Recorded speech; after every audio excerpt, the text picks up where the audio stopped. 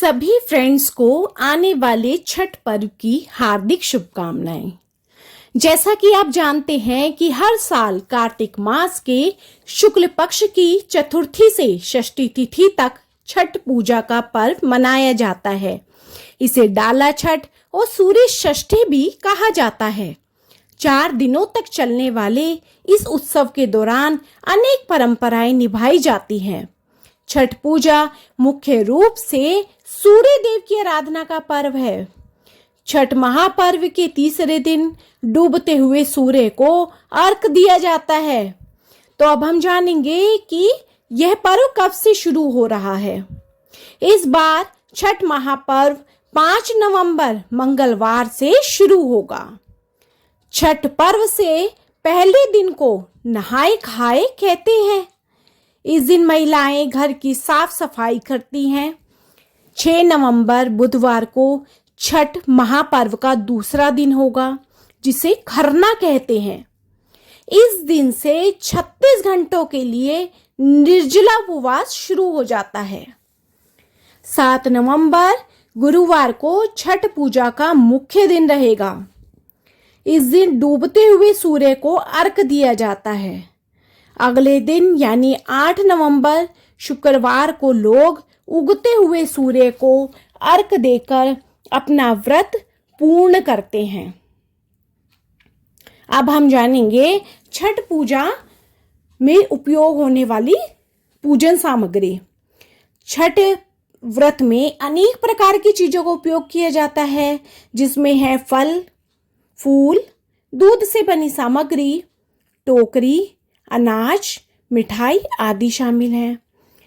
छठ पूजा व्रत की पूजन सामग्री के लिए अदरक और हल्दी का हरा पौधा, धूप या अगरबत्ती, शकरकंदी, दूध और जल का लिए अर्घ देने के लिए एक लोटा, चावल का आटा, गुड़, ठेकुआ, व्रती के लिए नए कपड़े, सुथनी, सुपारी, चावल, सिंदूर, घी का दीपक, शहद, पानी वाला नारियल, मिठाइयाँ, 5 पत्तियाँ लगे हुए गन्ने, मूली, बांस या फिर पीतल का सूप।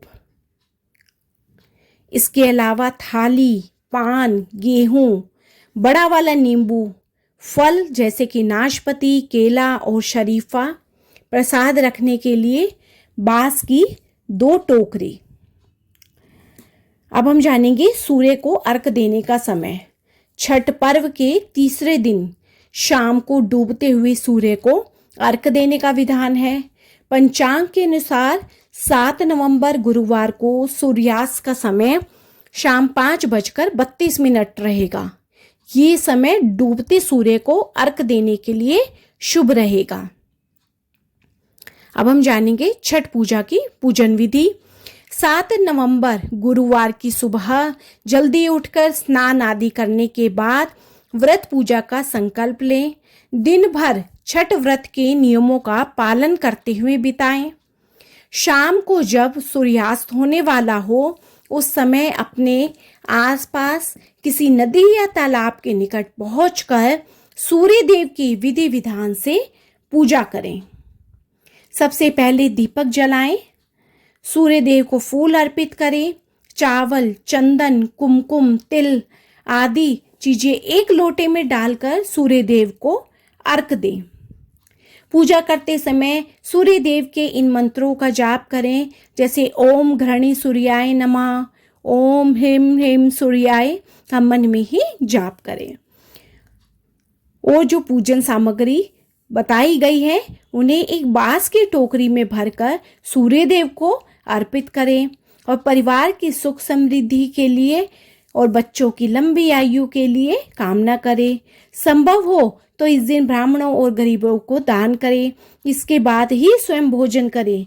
इस व्रत और पूजा से घर में सुख समृद्धि बनी रहती है। अब हम जानेंगे नहाए खाए का महत्व।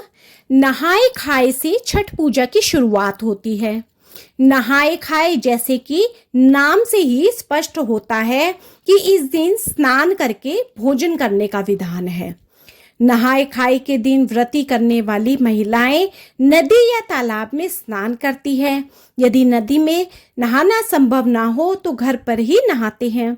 इसके बाद व्रती महिलाएं भात, चना दाल और लौकी का प्रसाद बनाकर ग्रहण करती हैं। दूसरा है खरना। छठ पूजा के दूसरे दिन को खरना कहते हैं। कार्तिक मास के शुक्ल पक्ष की पंचमी तिथि को खरना का प्रसाद बनाया जाता है।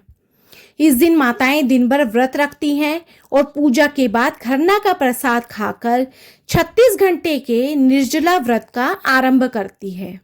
इस दिन मिट्टी के चूल्हे में आम की लकड़ी से आग जलाकर प्रसाद बनाया जाता है। और तीसरे दिन संध्या अर्घ का समय। छठ पूजा के तीसरे दिन शाम के समय नदी या तालाब में खड़े होकर अस्त होते हुए सूर्य को अर्घ दिया जाता है। इसके साथ ही बांस के सूप में फल, गन्ना, चावल के लड्डू, ठेकुआ सहित अन्य सामग्री जो कि पूजन सामग्री बताई गई है, वह सब बांस के सूप में रखकर पानी में खड़े होकर पूजा की जाती है। चौथा दिन होता है उषा अर्घ। छठ पूजा के चौथे और आखिरी दिन उगते हुए सूर्य को अर्घ दिया जाता है। इस दिन व्रती अपने व्रत का पारण करते हैं, साथ ही अपनी संतान की लंबी आयु और अच्छे भविष्य की कामना करते हैं और घर में सुख समृद्धि और खुशियों की कामना करते हैं। तो बोलो सूर्यनारायण भगवान की जय, छठ मैया की जय और आप सभी को छठ पर्व की हार्दिक शुभकामनाएं। तो आपको अगर मेरी ये वीडियो पसंद आई हो, यूज़फुल लगी हो, तो मेरी वीडियो को ज़्यादा से ज़्यादा लाइक, शेयर एंड सब्सक्राइब कीजिए।